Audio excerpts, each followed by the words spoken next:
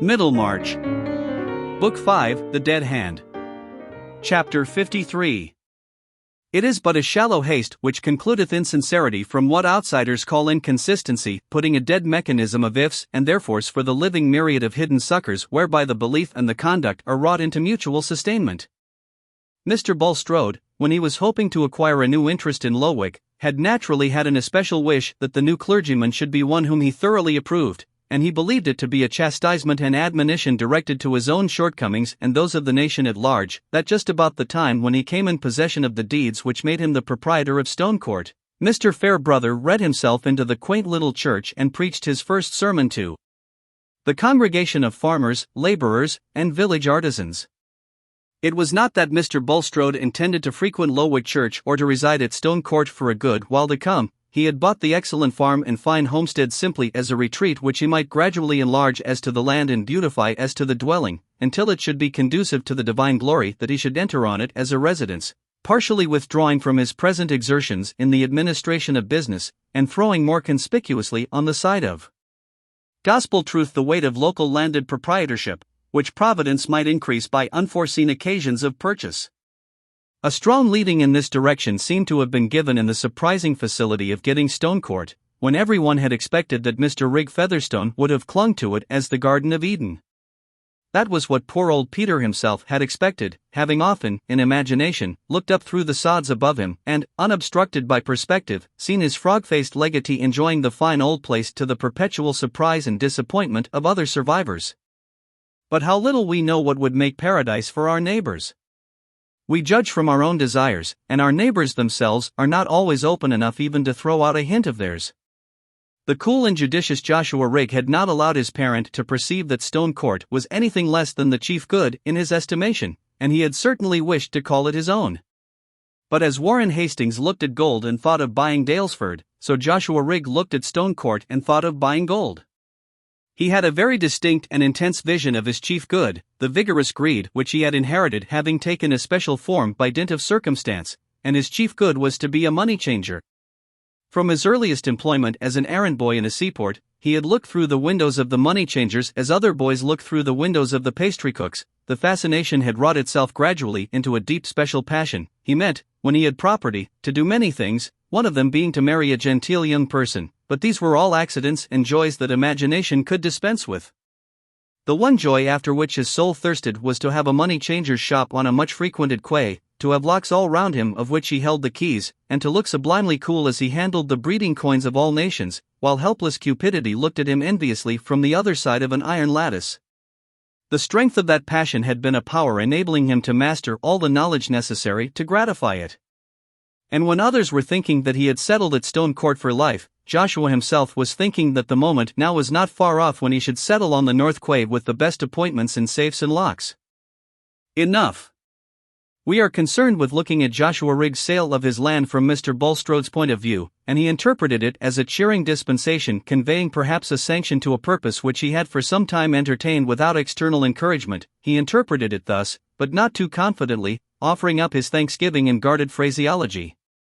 His doubts did not arise from the possible relations of the event to Joshua Rigg's destiny, which belonged to the unmapped regions not taken under the providential government, except perhaps in an imperfect colonial way, but they arose from reflecting that this dispensation too might be a chastisement for himself, as Mr. Fairbrother's induction to the living clearly was. This was not what Mr. Bulstrode said to any man for the sake of deceiving him, it was what he said to himself. It was as genuinely his mode of explaining events as any theory of yours may be, if you happen to disagree with him. For the egoism which enters into our theories does not affect their sincerity, rather, the more our egoism is satisfied, the more robust is our belief. However, whether for sanction or for chastisement, Mr. Bulstrode, hardly 15 months after the death of Peter Featherstone, had become the proprietor of Stonecourt, and what Peter would say if he were worthy to know, had become an inexhaustible and consolatory subject of conversation to his disappointed relatives. The tables were now turned on that dear brother departed, and to contemplate the frustration of his cunning by the superior cunning of things in general was a cut of delight to Solomon. Mrs. Wall had a melancholy triumph in the proof that it did not answer to make false Featherstones and cut off the genuine, and Sister Martha, receiving the news in the chalky flat, said, "Dear, dear. Then the Almighty could have been none so pleased with the almshouses after all." Affectionate Mrs. Bulstrode was particularly glad of the advantage which her husband's health was likely to get from the purchase of Stonecourt. Few days passed without his riding thither and looking over some part of the farm with the bailiff, and the evenings were delicious in that quiet spot, when the new hayricks lately set up were sending forth odors to mingle with the breath of the rich old garden. One evening, while the sun was still above the horizon and burning in golden lamps among the great walnut boughs, Mr. Bulstrode was pausing on horseback outside the front gate waiting for Caleb Garth, who had met him by appointment to give an opinion on a question of stable drainage, and was now advising the bailiff in the rickyard.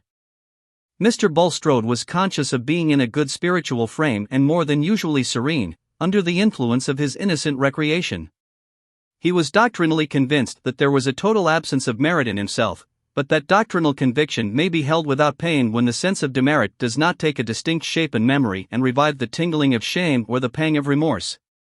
Nay, it may be held with intense satisfaction when the depth of our sinning is but a measure for the depth of forgiveness, and a clenching proof that we are peculiar instruments of the divine intention.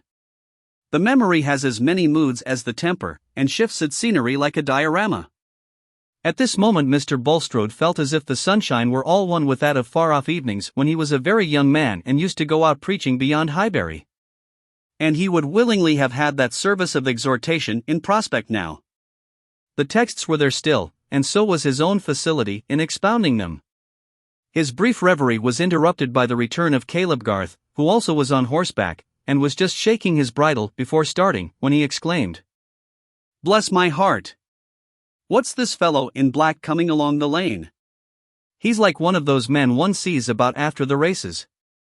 Mr. Bulstrode turned his horse and looked along the lane, but made no reply. The comer was our slight acquaintance Mr. Raffles, whose appearance presented no other change than such as was due to a suit of black and a crape hatband. He was within 3 yards of the horseman now, and they could see the flash of recognition in his face as he whirled his stick upward, looking all the while at Mr. Bulstrode, and at last exclaiming, "By Jove, Nick, it's you! I couldn't be mistaken, though the 25 years have played old bogey with us both. How are you, eh? You didn't expect to see me here. Come, shake us by the hand." To say that Mr. Raffles' manner was rather excited would be only one mode of saying that it was evening. Caleb Garth could see that there was a moment of struggle and hesitation in Mr. Bulstrode, but it ended in his putting out his hand coldly to Raffles and saying, "I did not indeed expect to see you in this remote country place." "Well, it belongs to a stepson of mine," said Raffles, adjusting himself in a swaggering attitude. "I came to see him here before. I'm not so surprised at seeing you, old fellow, because I picked up a letter, what you may call a providential thing. It's uncommonly fortunate I met you, though, for I don't care about seeing my stepson. He's not affectionate, and his poor mother's gone now. To tell the truth, I came out of love to you, Nick. I came to get your address, for, look here." Raffles drew a crumpled paper from his pocket. Almost any other man than Caleb Garth might have been tempted to linger on the spot for the sake of hearing all he could about a man whose acquaintance with Bulstrode seemed to imply passages in the banker's life so unlike anything that was known of him in Middlemarch that they must have the nature of a secret to pique curiosity. But Caleb was peculiar. Certain human tendencies which are commonly strong were almost absent from his mind, and one of these was curiosity about personal affairs. Especially if there was anything discreditable to be found out concerning another man, Caleb preferred not to know it, and if he had to tell anybody under him that his evil doings were discovered, he was more embarrassed than the culprit. He now spurred his horse, and saying, "I wish you good evening, Mr. Bulstrode, I must be getting home," set off at a trot. "You didn't put your full address to this letter," Raffles continued. "That was not like the first-rate man of business you used to be. The Shrubs, they may be anywhere, you live near at hand, have cut the London concern altogether, perhaps turned country squire, have a rural mansion to invite me to.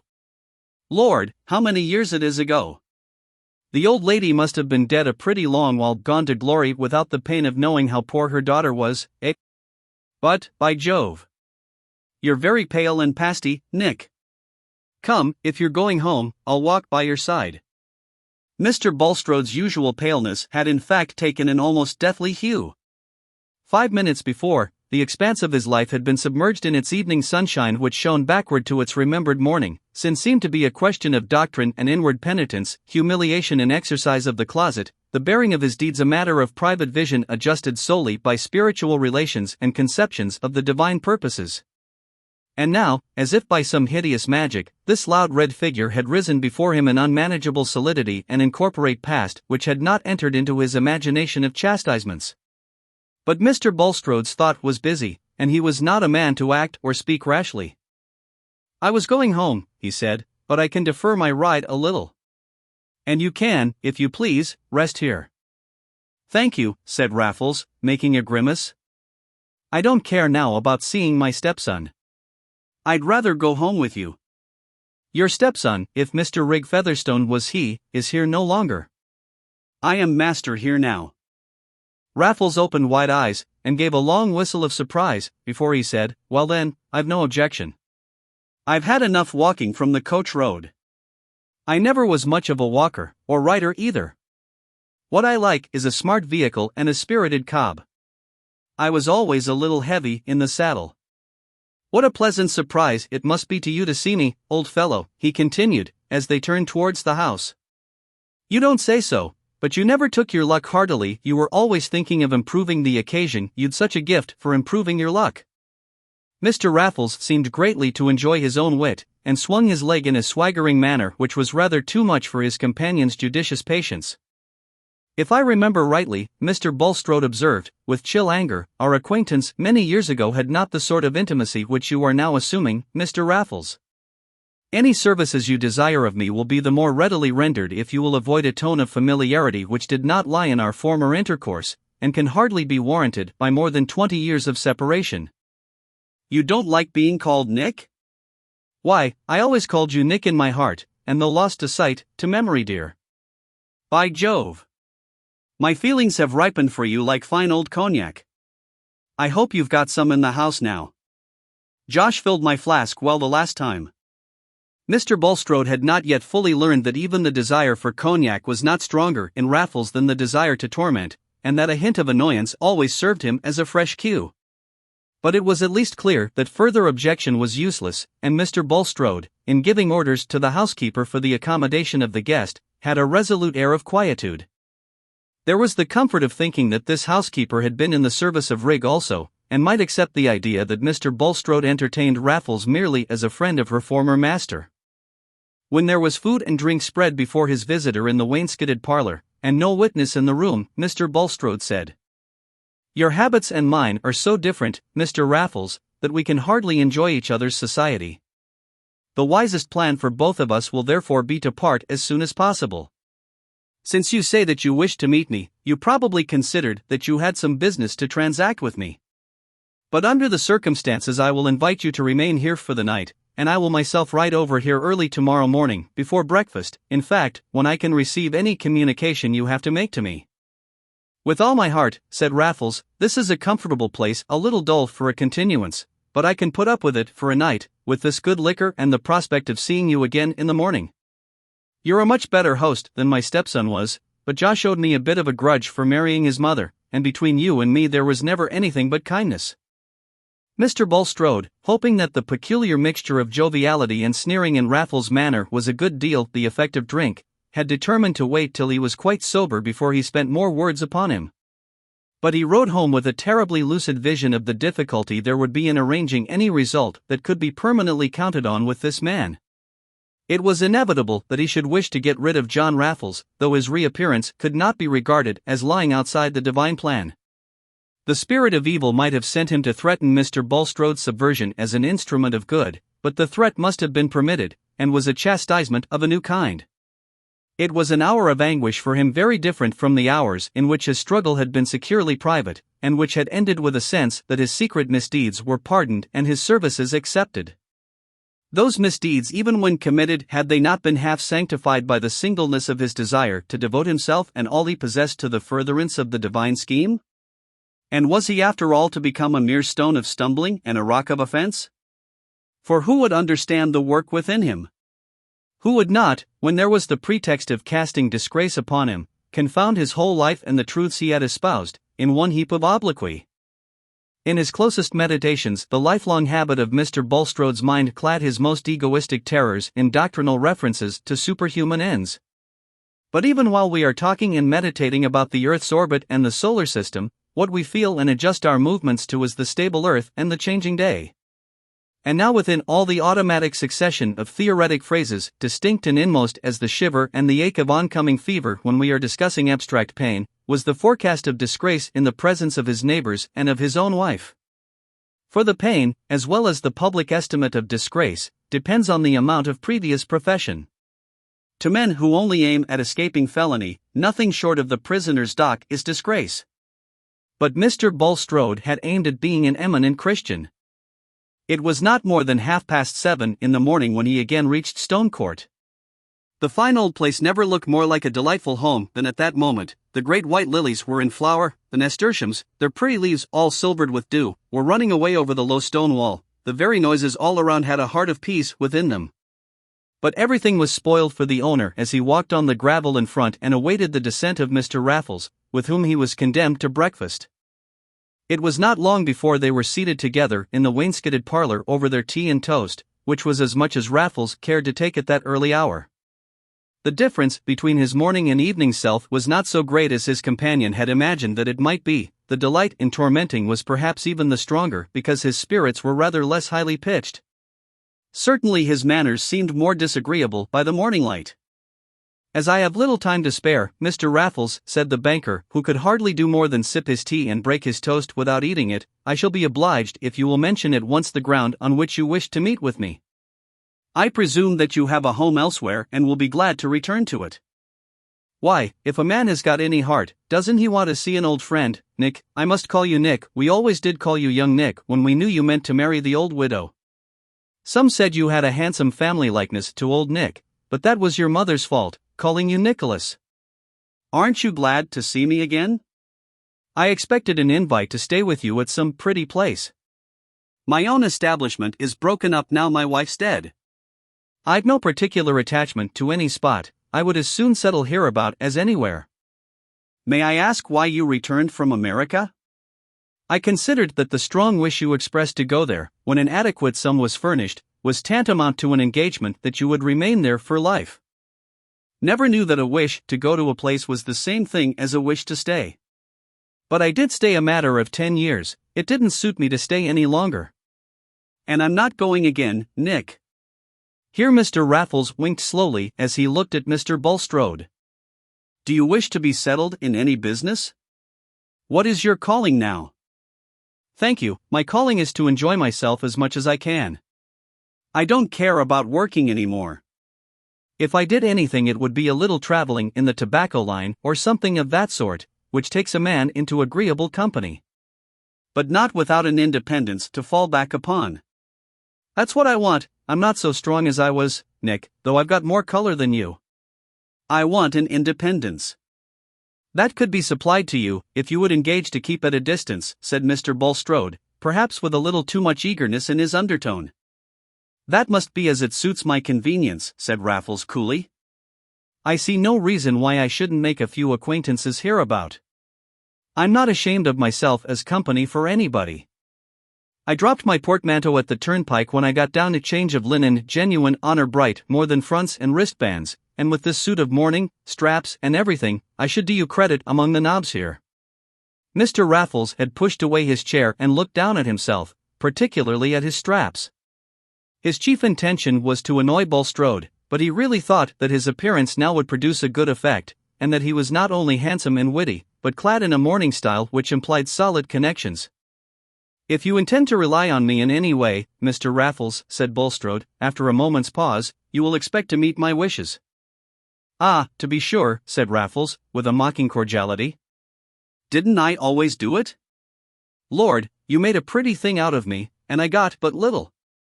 I've often thought since, I might have done better by telling the old woman that I'd found her daughter and her grandchild, it would have suited my feelings better, I've got a soft place in my heart. But you've buried the old lady by this time, I suppose it's all one to her now. And you've got your fortune out of that profitable business, which had such a blessing on it. You've taken to being a nob, buying land, being a country bashaw.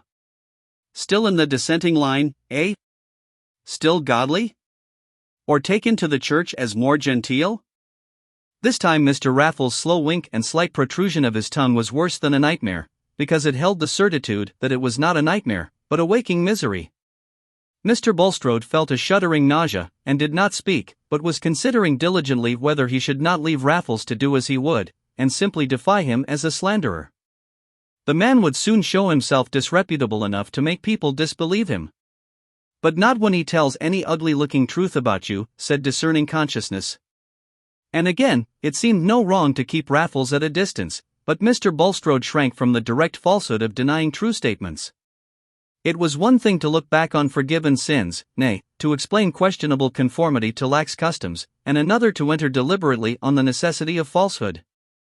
But since Bulstrode did not speak, Raffles ran on, by way of using time to the utmost. "I've not had such fine luck as you, by Jove.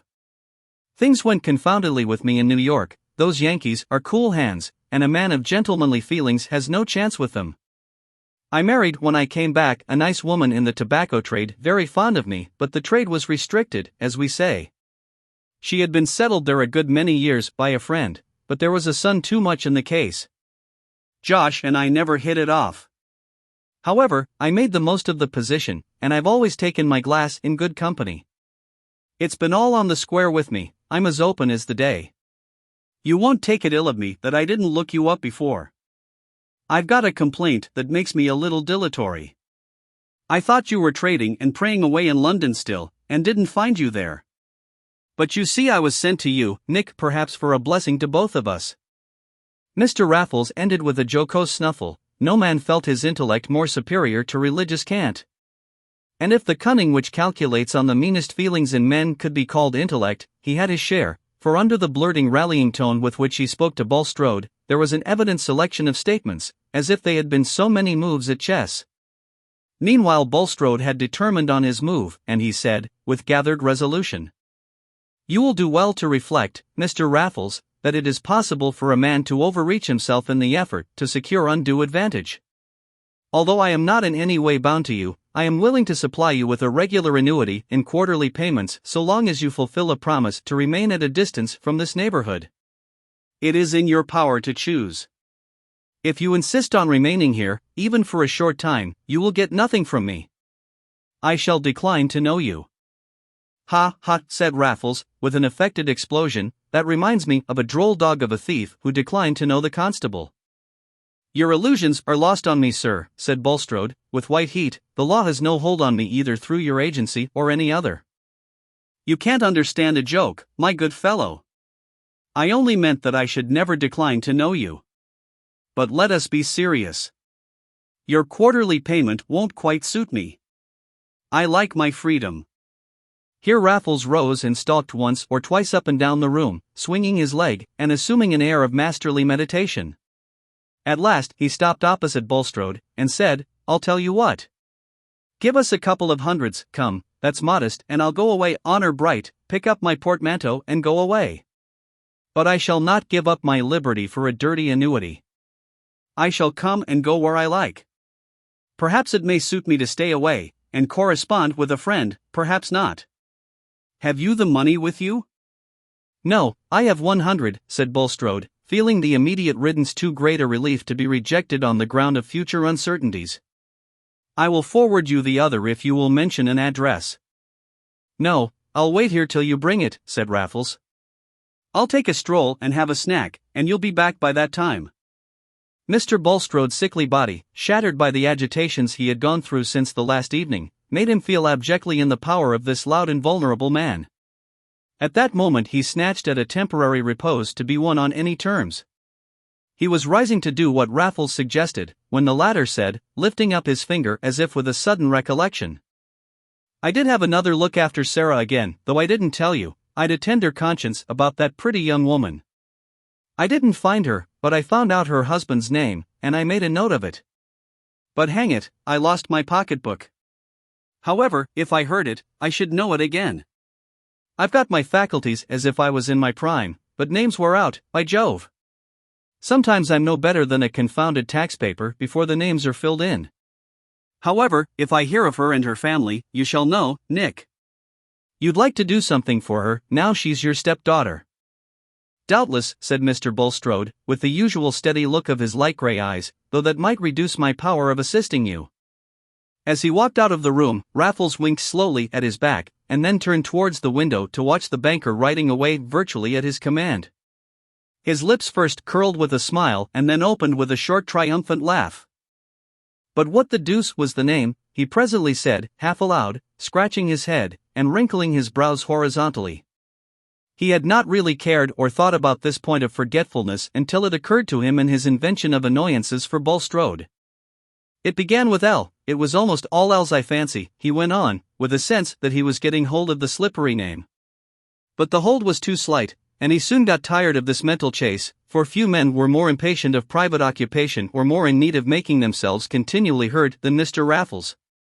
He preferred using his time in pleasant conversation with the bailiff and the housekeeper, from whom he gathered as much as he wanted to know about Mr. Bulstrode's position in Middlemarch.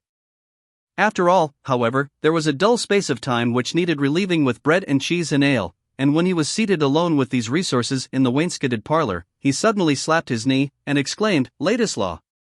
That action of memory which he had tried to set going, and had abandoned in despair, had suddenly completed itself without conscious effort, a common experience, agreeable as a completed sneeze, even if the name remembered is of no value.